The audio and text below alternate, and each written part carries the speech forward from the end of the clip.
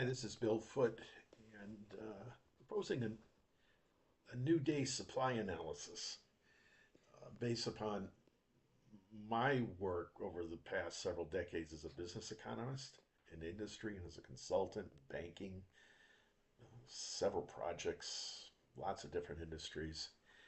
Uh, my observations will be sprinkled throughout this, but they're pretty much upheld by a group called post-Keynesian uh, economists who have taken the neoclassical approach to task. Now, we have a very good description of that approach in Krugman and Wells, Mankiw and others, Blinder, Solo and others.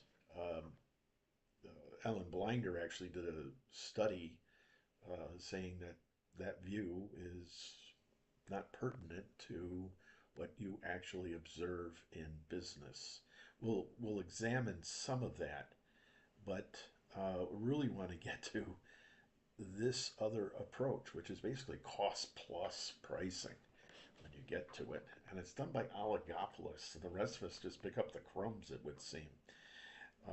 Two specific sources of what we're going to do here are from Frederick Lee in 1998, and Philip Andrews started the whole thing with a major discussion in 1949. Let me pull up Andrews. This is what he found. Use average direct costs and price above that. And what happens is, as you sell more, your average total costs go down. That's the key insight.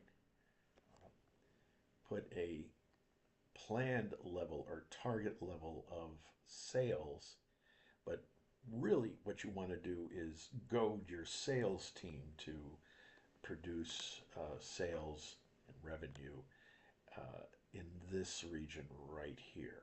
Okay, now there's other things to consider. This is a great article and it's available uh, just by pressing on that site. Uh, Frederick Lee, at the end of a book, has all of these studies on pricing, going way back, 1924, 1939, 1978, all the way up to his current time when he's writing the book around 1998. As I said, Alan Blinder, who's a former vice chair of the Federal Reserve Board, um, did further studies on this. Okay, but just look at the number of studies that are here. Lancelotti, very important. Uh, Barback.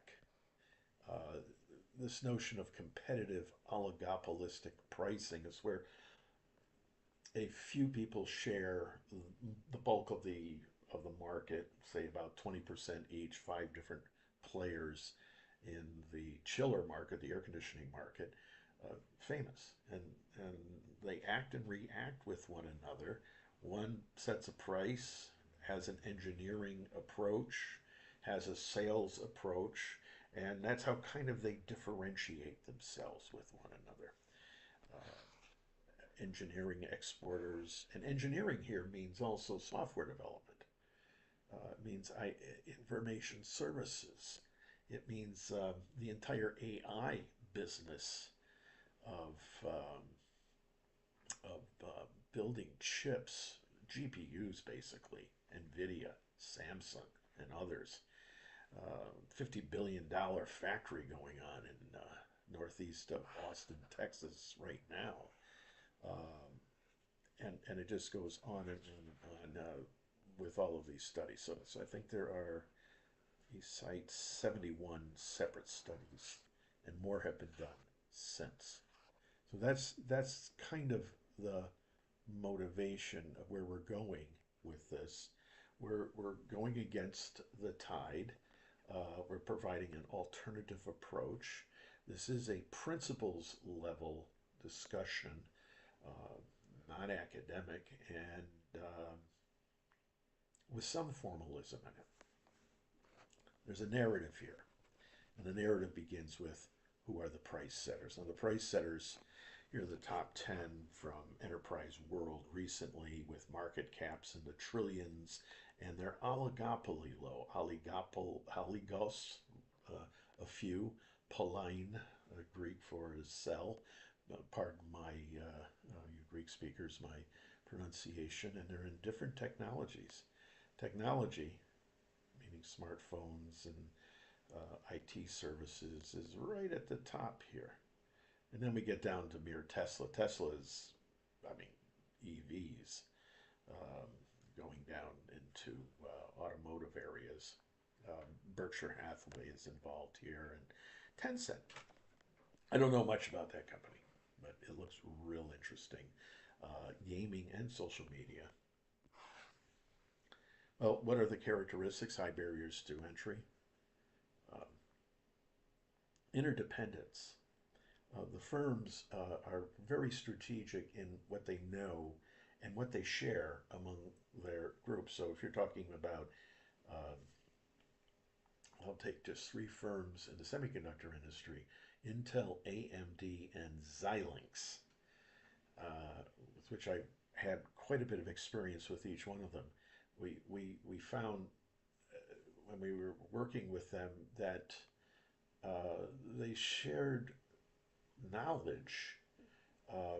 Had to be careful with their non-compete agreements. But basically, 20% of the workforce moved around at every given point in time, except for Xilinx. Xilinx had the ability to keep employees. Global influence, concentrate. These are all transnationals. Branding, R&D investment. Just to note a few of the areas, market concentration certainly. They're very focused, and for them it starts with an idea in the marketplace. Do they create demand? Yeah, it seems to. They fill an unmet demand. They do it innovatively at as low cost as can be done in ranges of production that are feasible. You take the Samsung factory in northeast of Austin, they actually had to invent how to build a factory because when you etch chips on wafers, etch transistors and other circuits on wafers, there can be no vibrations, or the etching, the lithography is bogus. It just doesn't work. It's waste, millions of dollars of waste. And they're at the atomic level. They're at the 2 nanometer level. That's the atomic level. Wow. Okay, so it's very, very interesting. Now they also shape these firms shape all of the labor markets and a lot of geopolitical dynamics, as we have seen many times. Sectoral clusters are these. Oil and gas is interesting. Um, Search and advertising, consumer tech, cloud computing. With AI, AWS was actually falling behind if you look at their recent growth in AWS at Amazon, and they're catching up with more and more AI approaches. TSMC is Taiwan, Intel, Portland, Oregon, Redford, Oregon, AMD, Nvidia. Okay, these are the major players. It does start, however, with once you got your idea, uh, the engineering design of production. This is innovation. This is growth in real things. There we look at um, total cost, fixed cost, variable cost, and we try to get economies of scale. The more we sell and produce, the lower the average fixed cost. We're going to keep variable costs constant. That that allows the companies to have stable hiring practices, um, fixed inputs to their production practice. Um, Excellent vendor relations can be produced in that kind of an environment, and it's stable and it becomes reliable after a while. Very, very important part of the supply chain, reliability and some transparency. Capacity planning is all around the best level of capacity given the inputs, given the process, given the people, given what you can and cannot do. And Samsung, for example, I'm going to keep bringing them up, are breaking all of those barriers. Now, there's somebody here I just want to toot some of my own background here and get more good engineering economists.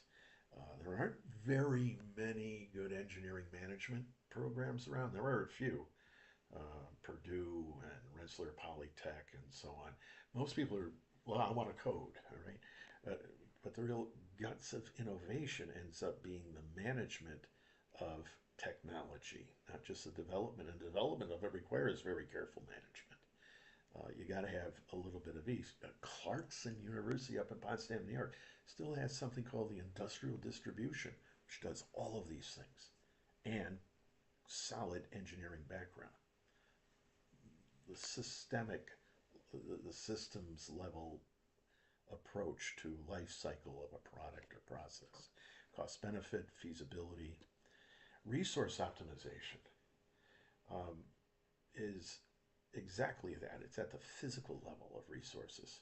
Risk and uncertainty, uncertainty, the unknown for sure.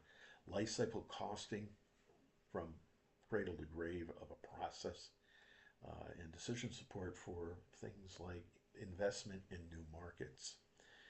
Some further reading in these sites is very indicative of all these things and can bring us further. But for our example here, what we want to do is look at the activated charcoal market, highly innovative and something that's in so many different markets. It's like banking is everywhere. This one is nearly everywhere. It has to do with everything from filtration to making clean steel to gold sizing and on and on and on. It's critical for the success of the semiconductor industry, which includes solar panels, using rare earth, cleaning the rare earth. And again, it uses a kind of a nanoparticle approach to absorb things that should not be in the production process or things that should not be in our lungs. So there's a number of physical aspects which you can read from here, and this course is available. Many different kinds of applications, medical, industrial, and just basic purification of water and air. Now it's interesting to look at the price setters. In the United States, we have found that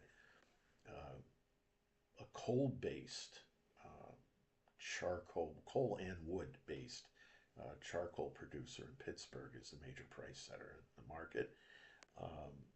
They take the lead, everybody follows. Okay, so this is a leader-follower model. But there are other companies all around the world. Everything from feedstock control, which is at the beginning of the process, desiccated coconut coir, wood, other fibers, biomass in general is used. And the original biomass, of course, is coal in its original form. Here's some of the pricing power structure that is indicated. These are usually in metric tons, so about $2 a pound, roughly a kilogram, a little less than that for prices. Calgon is actually a subsidiary of a Japanese company, Kurore, and that's the dominant one here. In Asia, well, here's Kurore down here, coconut shell, coal-based activated carbon, used in respirators, filtration devices of all sorts. China is still the major exporter of shell-based, coconut shell-based activated carbon. Feedstock availability and the logistics around it as well. Look at the prices they can get a lot lower. And you look at these groups, India and Sri Lanka, definitely. Another Chinese company there, another Indian company. In Europe, we see Sweden and Germany as some of the main leads. There are others, but this just gives us a kind of a soupçon of what's going on. Pricing dynamics are all around feedstock control and regulatory compliance. It's a very dangerous to the environment industry, so it has to be contained, but it's a very necessary ingredient in so many industrial healthcare purification processes. Logistics and freight costs add volatility to all of this. Um, and there are many US and EU and Japanese and now India standards driving the demand for even higher grades. And this will influence various types of price tiers that we have available. It's also interesting to look into the coir feedstock market, which is coconuts, right? Desiccated coconuts for centuries have been used to make products. One of them is, well, doormats, yes, but one of them is activated charcoal. And we can read through some of the things going on in this industry in various places. This is all good to get the context, which is all important. Typical setup. Uh, Let me show you an activated charcoal factory here. There we go. That's what it looks like. It's nice to see what it is, and this is a nice site called uh, Zonding. Uh, how much should be crushed, what the machines actually look like, what you're getting into when you make one of these things. Very high operating temperatures for the carbonization, activization, and other processes. Those are the two main ones. Um, Lots of thermodynamics I see going on here, so make sure you have good solid engineering. Here's a picture of the entire process. A lot of things could go wrong in a complex uh, piece like this, all the way from the chimney down to the water cooler and the cooling pipe and so on. Budget, here's the kind of raw materials needed and other factors for the success of the plant. Notice the need for skilled operators. It's not a set it and forget it. Parameters must be changed. AI is coming into this. Numerical control processing was the old AI version of controlling production, actual production process. But new AI, basically following how IBM ran its semiconductor fabs in the United States in the 80s, is being used. That kind of technology is all there. So just to see some of the ideas associated with this is more than a little bit useful. If we get back in here to the what we're going to try to do right now is an illustration of plant cost and capacity, 4 kilograms a day, four and a half. Actually, that's 4,500 kilograms a day to 6.5 kilograms a day. Okay, all of missing a parentheses. Total costs are $45 a day, roughly per kilogram, on a minimum basic minimum capacity, and fixed costs. Well, they're not much, but they're fixed. And the idea here is that these companies are very good at economies of scale, which means you take advantage of the fact that average fixed costs drop with more sales. That's going to be the key insight of this whole business that we're going to be getting into. Here's the minimum, and the total cost is very simple: fixed costs plus average variable cost, which is going to be um, a fixed number. And this produces economic stability in the production process across this range. That is how design actually occurs, and it's 7 times whatever the quantity is. So we want to, if we divide through by Q, we get these average total costs, average fixed costs. Look how much lower that is than the average variable costs per Q of 7. Just work out the numbers to be sure they're correct, and that you can convince yourself here it all is. But when we look at this minimal level in the factory, so we're going to sell up to this level. No, we're going to sell more than this. And this number is usually the break even, or close to it, where we are going to say we're at average total cost of 10. Now, if price is also 10, this is indeed the break even. Okay. But we get to set the price, remember. Okay, and then we can work backwards to figure out the total cost just to make sure calculations are coherent and logically match. Now, price, why are we dealing with all these ratios? Well, price is just revenue per quantity, basically. In the minds and hearts of cost accountants, most managers, not all economists, but basically price is a average across a production level. So that's why we use all of these averages. Okay, that's the real reason. With the price set at 10, Q equals 4.5. Revenue is 10 times 4.5, 45, all in cash. We're dealing with cash in the setup. We could deal in receivables, obviously, inventory, payables. No, we don't want to get complicated that way. Pi, the Greek letter for profit, here is revenue minus total cost. 45 minus 45 is 0. We are breaking even at 10. Yes, we are. Now, here is the complicated diagram that shows pretty much everything we need to see. Look at the quantity. These are in thousands of kilograms, going from a low to a high. Look at the cost on the left, or the price. We're looking average total cost declining across this because TC simply is going to decline.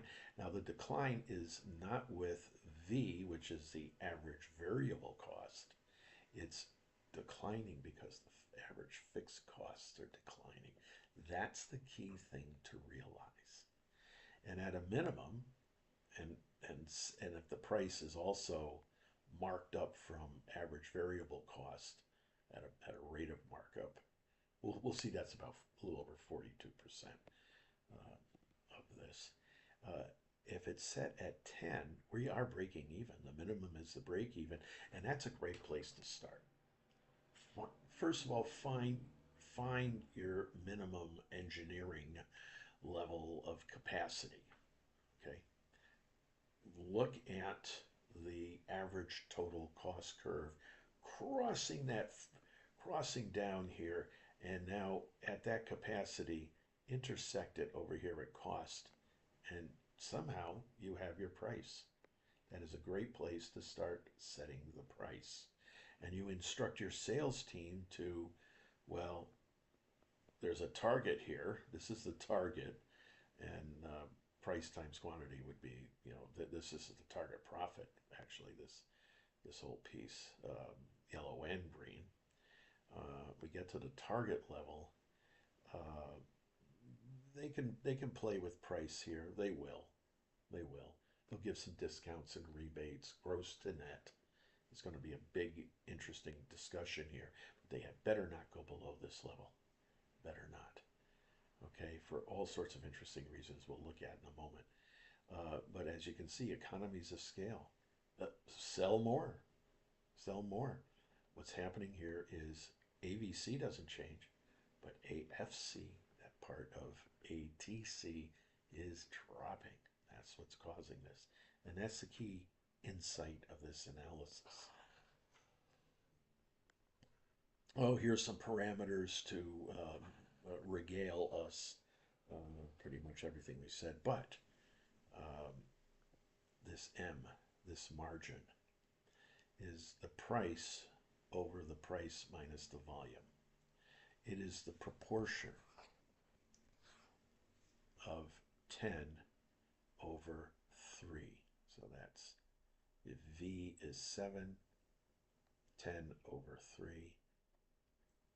3 is 10 minus 7. That is the margin, M times V. And we can split it out algebraically. V times 1 plus that margin rate. Solve for the margin rate, and you get 0.428. in this particular example. Okay, so that's nice. Some of that mechanics is worked through here, where we have total cost. In a previous version, I used fixed cost because that's the thing that moves. And some of the target return pricing uh, that Andrews and Lee talk about, and also Alan Blinder later on, uses it depends on total cost, yes, but it really is focusing on the fixed cost. Well, I abandoned that going back to this because I think this is a better narrative, actually. Anyways, pretty interesting. Okay. Yeah. How many of you were sound asleep? Hopefully nobody. All right. So total cost per the minimum equals V times M 1 plus M. Okay, that's the markup. We solve for M and we get 0.428. So now we know that markup. Markup is just the ratio of T over C over, okay, total cost to variable cost minus 1. Okay, that's the ratio. Okay, that's very straightforward.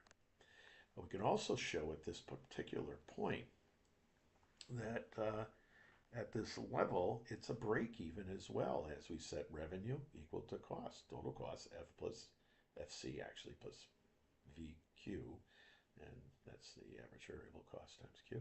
Solve for Q, that's the break even, 4.5 units. So they're all consistent with one another because we set it right at this point where this minimum, this is where we want to start our profit story, right? That's the whole narrative there. Now we can gouge and set the profit, set this even higher, in which case the break even is way down here. Okay, yeah, but can the market um, uh, experience that and still buy your product or go somewhere else or force somebody to innovate around you? And that has happened many times in many industries. Okay, so margin and engineered range of production are now simpatico with one another. Now, there's further discussion here around this number right here, this target number. What happens here? Sales teams have some wiggle room, as I say here. This number works out to $9.07. You can see where it is right here. $9.07 where the target level, which is 6.5, 6.5, 6,500 pounds per day, kilograms per day, excuse me. It intersects the average total cost curve. And it's really also an intersection with fixed cost. See, there's not a lot of extra profit here. There's a lot of profit here, but not a lot of extra profit in terms of ATC and so on. Economies of scale, which means this number keeps going down because this other number that I'm not showing because it's almost off the grid is so small and relatively keeps dropping as well. That's what we want. Now there's a minimal margin that we can solve for, and that's what we can do here in this discussion. Okay, we get a profit at the target at that point of 59, right? If we let the price go down, if we set the price, the gross price at 10 and the net price at 907, we can still get a profit, have 59. Okay, that's pretty, 59 total cost. There we go. And if we go further than that, we can calculate the minimum. Okay, so it's basically TC over target minus V over V. And in other words, the margin between 907 and 7 is 0.2967. That's the markup percentage or fraction over 7, the average variable cost. The minimum margin profit here, I need to fix this up here, of course, is just taking this one minus the other. So that's like a price, 907 minus 7 times the target. Very easy to calculate at 13.5. Now, if we told the sales team, stick to the price setting number, have some discipline out there, all right? And strategically, you might want to lower that price for other reasons. Well, talk to us about it. That's in our delegation of authority from the sales team to management to the board. Very interesting things here. Be careful you're not price dumping, by the way, because that is illegal in most jurisdictions. Keep the market share. Yeah, right. Target, the full price target is 1947. Look at the difference. About 6. You want to lose that 6. If you lose that 6 by lowering that price, what are you doing? Well, you're effectively, in a sense, already plowing a profit back in, maybe to a marketing relationship with another firm, a vendor downstream that uses activated charcoal. In this case, you want to create a relationship with them. This is one way people do that. Growth is another way to look at this. High on the list, as I say, for managers, engineers, and economists is growth. No growth, you don't stick around for very much longer because you will be taken over by somebody else, hostilely or otherwise. One of the things we notice about AWS is that their growth in those services is dropping. As Amazon looks at that, they're going like, we got to catch up with Azure and Google services, cloud services, and others that are beginning to knock at that door. Same here. And we have a very simple balance sheet, current and fixed assets, debt and equity. There's no debt in this particular example. Growth comes through equity. Okay, assets minus debt equals equity, which is counted as a liability here. Much like a Win Godly table, or a Stephen King. So equity equals A minus D, all of A minus just the debt. And our growth is growth in equity. What the owners have a claim on, what investors have a claim on. And a lot of investors are also insiders, managers, and employees at different levels. And a lot of the growth industries, like certainly tech, like all the tech industries, issue stock grants and stock options. So this is something they would look at. And it's why there's movement, so much physical movement of people from one company to another. If a company's stock options aren't worth much right now because there's not enough growth in equity to make it worth it, they'll move somewhere else where it is. Okay, so this is always on the minds. And we growth is just a percentage change. So it's a delta or change in equity divided by equity. That's a return. That's all that is. Its growth is a return. And if we say last year's equity is ET and next year's equity T plus 1, there's only 2 ways this equity can grow. Outsiders simply drop more money into your lap. Get a venture capitalist, for example, but those will come with venture capital puts, their ability to sell you. So be very careful of them. But the other is simply inside the firm. Our change in equity comes directly from this profit distance. How much of this are we going to actually plow back into the firm? The yellow and the green. And right now, it doesn't look very good for a lot of companies. I think the plowback rate is somewhere between 10 and 20%, which means, in a sense, the rest are dividended out. In a sense, companies are not feeling like they have much to invest in. Just give it out. And when it's dividended out, people will, well, maybe they'll start their own businesses in their garage, but that doesn't seem to happen very often.